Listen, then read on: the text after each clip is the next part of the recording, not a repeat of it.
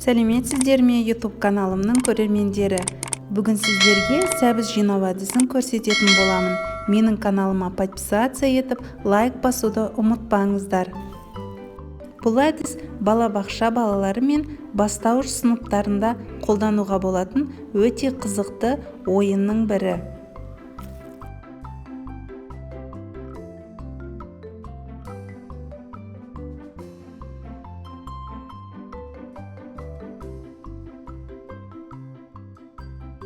Әр сәбіздің артында өте қызықты тапсырмалар беріледі. Тапсырмаларды орындай отырып, балалар қоянды тамақтандырады. Осы қояндар мен сәбізді сіздер менің описаниямнан жүктеп ала аласыздар.